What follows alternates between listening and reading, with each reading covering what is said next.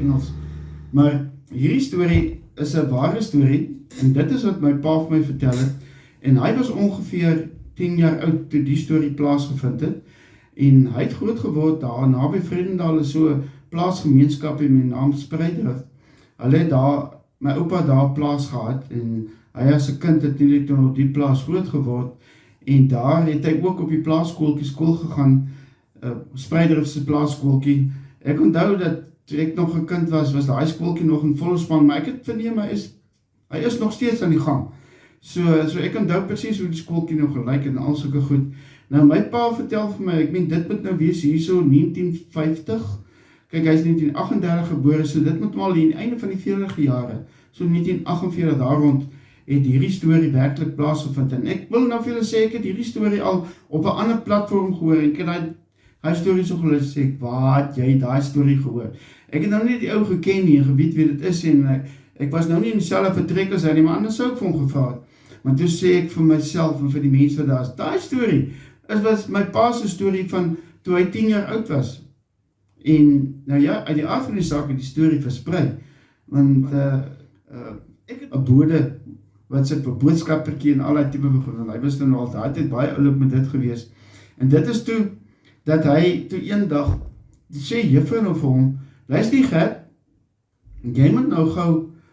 'n paar manne by mekaar maak, en dan gaan jy, en gaan haal vir my, die tuinslang, in die soortjie. Nou onmiddellik, dink Gert nou wie sal hy nou kan by mekaar bring, wie nou, weet braaf genoeg is, om saam met hom die tuinslang, daar in die stoorkamer, te gaan soek, en dan nou uit te haal. Juffrou dan nou spesiaal opdrag gegee, hy moet nou daai tuinslang gaan uithaal. En so het hy toe sy manne, hy kies hulle toe nou mooi, hy weet nou wie is die manne wat nou, daarom, as dit nou vir hom te moeilik raak, wie kan voorstoot, wie sal bereid is om sy hand in te steek, om daai tuinslang daar om die nek te gryp, of wat ook al, om hom dan nou daar by die stoortjie uit te sleep, jy weet, dat hy nou niks oorkom nie, of so die brawe, ons so kies hulle uit, hy sê, manne, ons moet nou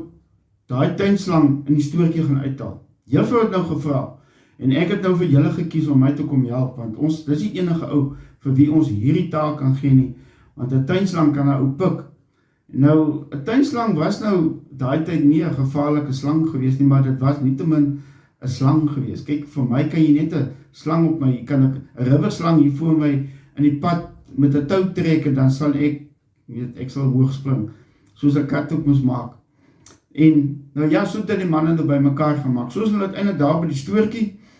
is natuurlik oop, daai tyd was dinge ons nou nie gesluit soos vandag nie, en hy toe nou baie versigtig, maak hy nou die deur oop, daar is nie 'n lig daar in daai stoor gewees nie, hier in die 40's was dit nog nie,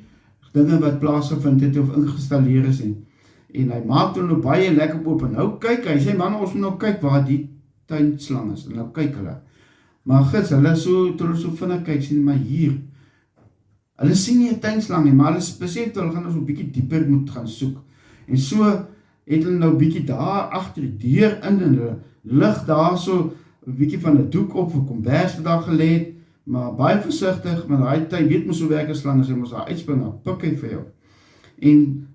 daar's niks nie. So kyk hulle nou weer op die ander rak 'n bietjie hoër, en hulle kyk aan die kant, en hulle sien daar staan 'n emmer, en hulle kyk binne in die emmer, jy weet, die man is versigtig, en hulle is bekommerd, jy weet, want 'n slang kan vir jou seerpik, en so het hulle nou later die hele stoor gevind kom, en is nog net daar in een hoek, daar heel onderaan die donkerte, daar in die hoekie waar die minste lig is, daar is er nog waar nog nie gekyk het, maar hulle het nou nie die moed van oortuiging om nou daar te, want hulle weet nou, dis nou enigste plek waar die tuinslang nou kan lê,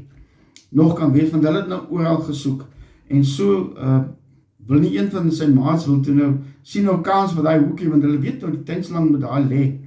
en so het hy toe nou maar gegaan, maar jy weet, hy is versigtig, jy weet, hy kry so, vir hom so 'n pyp wat daar gelê het, en hy kom so, jy weet, wat daar onder wat daar gelê het, die kombers of 'n verpakking daar, en nou lig hy hom op, en hy skuif hom so versigtig weg, en hy sien toe maar wacht daar, en dan sit hy 'n bietjie nader, hy kyk weer, en hy later, het hy die hele boks, en hy haal die boks uit, en hy sien daar sit niks nie, maar hy voel die boks het so gewiggie aan hom, en hy is toe nog half versigtig, maar dit kan dalk nou die tuinslang wees, en hy sê, man, ek gee pad, dat ons net hierdie boks uit hierdie vertrek uitkry, dat ons net kan plek maak hierso, En weet, ons sit hom buite neer, sodat ons partyds kan wegkom as die tuinslang nou daar uitspring. En so het die boks nou buite die vertrek gaan, baie versigtig gedra, buite die stoortjie gaan neersit, en nou weet jy mos hoe maak hulle, krijg ons so half, so rek hulle self so uit, net om daai boks se flappie op te lig. En toe die flappie oplig, en daar kom niks uit nie. Nou, jy weet, hulle is nieuwsgierig, en juffrou het dan nog gesê, ons moet die tuinslang gaan haal, en maak die ander flappie ook op van die boks, en nou begin hulle later te kyk, en hulle kyk in die boks so, maar daar is nie 'n tuinslang in nie, maar al wat hulle nou sien daar so is die housepipe, die groen housepipe. En nou ja, so moet hulle nou maar teruggaan, sit maar die boks terug in die vertrek, of die stoorkamertjie, en so gaan hulle nou terug na juffrou toe. En my pa sê toe, juffrou, ons het nou daai stoorkamertjie oral gesoek, maar ons kon geen tuinslang daar vind. En hy het seker die pad gevat, of hy het seker 'n ander maatjie gekry, of wat ook al die rede was, maar hy was nie meer daar nie, want ons het oral gesoek. En sê, juffrou, ons het self binne in die boks gekyk, of jy dink dat binne in die boks is dat daar onder in die hoek staan nie, maar al wat ons daar kon kry is 'n housepipe. En dit is toe dat juffrou vir hom kyk, vir hom sê, housepipe? Sê, ja juffrou, daar was 'n housepipe binne in daardie boks. Daar is nie 'n tuinslang in gewees nie. En dis toe die juffrou nou besef wat hier aangaan, sy begin van te lag, sy gek. In Afrikaans is 'n housepipe 'n tuinslang. Met ander woorde, 'n housepipe en 'n tuinslang is een en dieselfde ding. Maar ja, kan ek nou vir jou sê, die verleë glimlag, of die leë laggie en die skaamheid, jy weet mos, hoe kan 'n ou raak? As jy iets is waaroor jy verleë is, dan raak jy mos baie skaam, jy weet nie wat te sê nie, of jy lag so versigtig, jy weet ook nie, of jy nou jou naam nou so duif gemaak het, en die mense, so die kinders nou, half nou begin, lag vir die besigheid, vir die housepipe en die tuinslang, wat my pa toe nou die mekaar geraak het, en so het het dan toe nou gebeur dat hulle wel die tuinslang gevind het. Hulle moes toe maar net terug gaan om die housepipe te gaan haal. So het my pa toe nou sy verleentheid toe nou maar verwerk, en daardie dag het hy geleer dat 'n housepipe en 'n tuinslang is een en dieselfde ding. En dis wat die nou maak.